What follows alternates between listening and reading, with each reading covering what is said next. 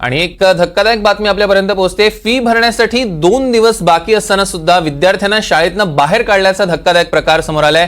Thane police स्कूलमध्ये ही घटना घडली। जवळपास 100 विद्यार्थी यामध्ये भरडले गेलेत। पोलीस स्कूल प्रशासन मात्र ढिम्म बसलेलं आहे।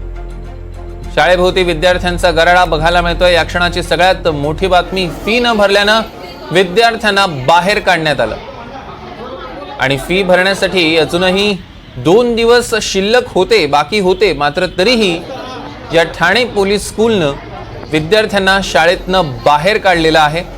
धक्कादायक प्रकार ठाण्यातला।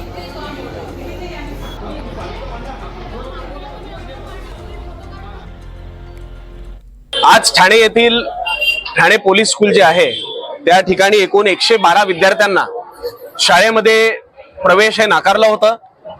आज या शाळेच्या ज्या प्रिन्सिपल आहेत, अलेक्झांडर विक्टिस असं त्यांचं नाव आहे, त्यांच्याशी आम्ही चर्चा केली की या 112 विद्यार्थ्यांना आपण कशासाठी बाहेर बसवलं होतं।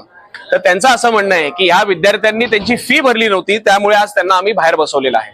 तर मी त्यांना विचारलं की तुमच्या शाळेच्या ज्या ऍपमध्ये, ह्या ऍपमध्ये आपण पाहू शकता ड्यू डेट ही 12 जून दाखवलेली आहे।